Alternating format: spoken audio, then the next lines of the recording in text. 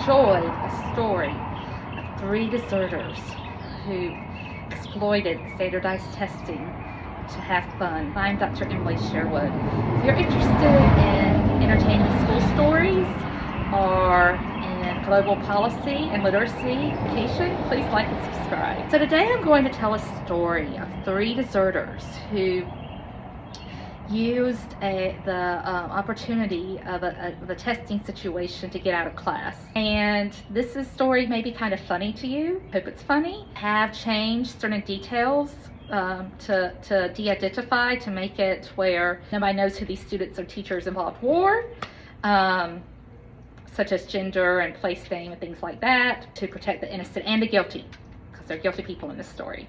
And this story happened to Cammie, and Cammie was a teacher in Alabama, and she taught English learners, so students who were learning English as an additional language in school. And before I tell this story, it's important to get some background of English learners. So the federal government requires a test to be given to all English learners every year, and in 41 states it's called the WIDA, and it's a test of English proficiency. The test is pretty extensive. It could take 4 to 6 weeks to test everybody because there's 4 parts, and each part may take a really long time. And also the test is untimed, which is very important to the part of the story. So students really dislike this test, and because the only students, again, who have to take this test are the students learning English. And the test is very, very difficult. So even high-level students are often in English learner classes when they don't seem like they need it, because this test is probably one of the hardest tests in school. I would say that it was harder than any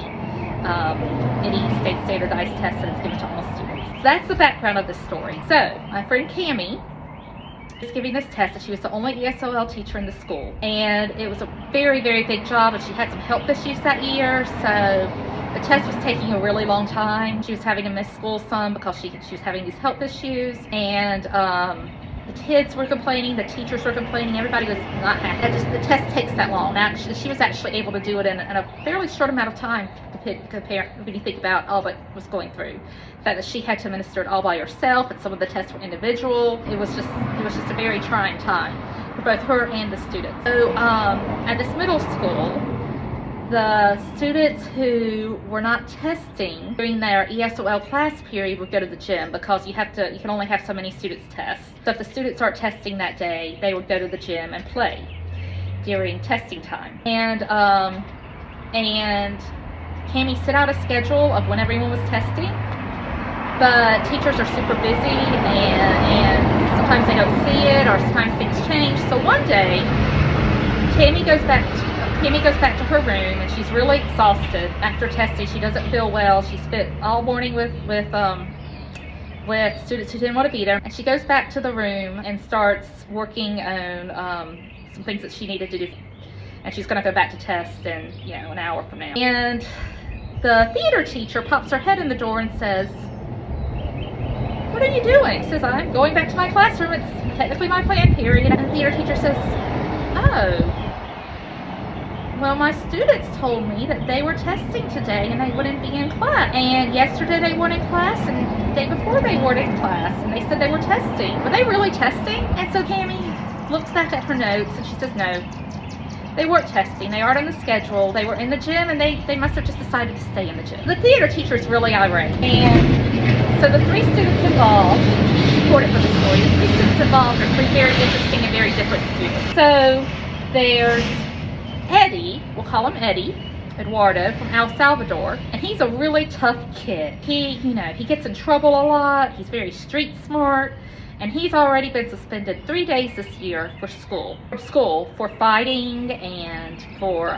cursing out teachers. He's just not a kid that a lot of people care for. And again, he's very street smart, very sarcastic. Feels like he should be in high school already, because he's just so he just knows so much from his life, even though his grades are very poor. That's Eddie. Then there's Bianca. We'll call her Bianca. And Bianca's very sarcastic. She's Italian, and her father works at the port, and they've lived here forever, so she doesn't feel like she should be in ESOL services because she was a small child when they moved. And Bianca is beautiful, and everyone talks about how beautiful Bianca is. And Bianca's just tired of it. She's tired of the testing.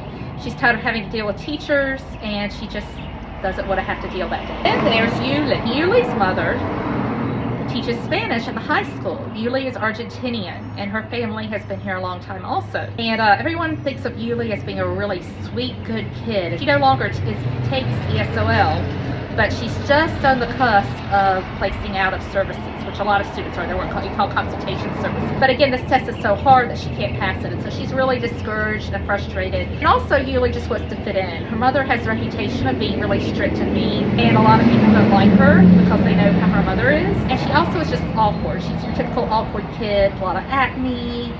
She's very shy, and so she just saw this opportunity of staying in the gym as a time to fit in. What she was invited by the others, she just thought that would be fun, and again, you know, maybe this is the way that she could fit in. So the theater teacher, of course, gives some office referrals, which means that the principal sits down with each of them and gives out punishments. So Eduardo, Eddie, gets 1 day suspension, and he's fine with that actually because he doesn't want to be there anyway. Then Bianca gets a half day in-school suspension because she doesn't have a record. And then sweet little Yuli just gets a pat on the back and a talking to. She gets a warning, and they call her mom, and they think that's enough punishment because they know she'll get punished at home. And the students are all upset that they got caught. They didn't think that they would get caught. So that's the story of the three deserters. And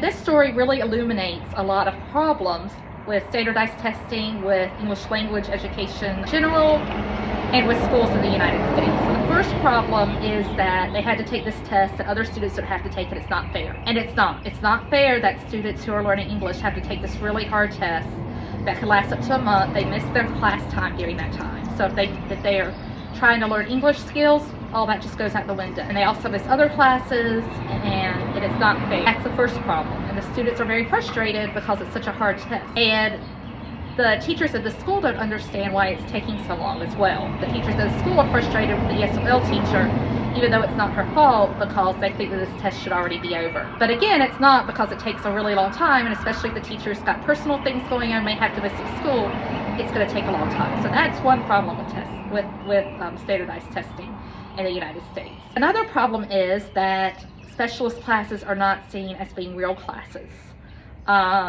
You know, the theater teacher was expected to just do fun things. They were expected to just play on the stage and have fun. Once the students had to do hard work in that class, which they do if they have to do set building, where you're making scenery of a play, the students are mad because this teacher's not a real teacher. It's not a real class. Specialist classes are real classes, and specialists should be treated like real teachers, but unfortunately they aren't in most cases because they're not tested subjects. They don't have a test for their subject, except in rare cases like ESOL. They usually don't have a test, and if they have a test, does it really matter? Because all that really matters are the math and reading tests, which are done, because those are the tests that go in the school report card. That's what the school is judged on. So that's another issue, is that, you know, the students thought that they could get away with this, and it didn't matter because their class wasn't a class. Then there's the problem of the discipline disparities, that the three students were treated very differently in their discipline. So this is another issue in American schools. Students who have social capital, in other words, who have kind of social advantage, in other words, usually middle and upper class students, students who are light, which an Argentinian student is usually more European looking than students, say, from Central America. Our students who have influential parents, such as Yuli's mother, who taught at the high school, those students are often treated differently than students who are of lower class standing, who may look darker, or who may have kind of different attitudes, kind of street smart attitude. And that's the case with Eduardo and Eddie. And then there's Bianca, who's in the middle, who again only got half a day, but she was treated differently than Yuli, who just got a warning because of social capital. Her father worked at the port. It wasn't a very prestigious job, even though they probably make their money, or work at ports often make their money. So Yuli got off easier. So these are just some of the problems in education. And I'm going to talk about more of these in the coming days. I hope you enjoyed this story about the 3 deserters. My next video is going to be about standardized testing in the U.S. and you don't want to miss it because this is a hot button issue and it's actually very complex. And I don't think the true story about standardized testing has been told very well in this country to most of the public. So anyway, I hope you join me then, and if you're interested in these stories in educational equity and global education literacy, please like and subscribe. Thank you, and until next time, keep learning.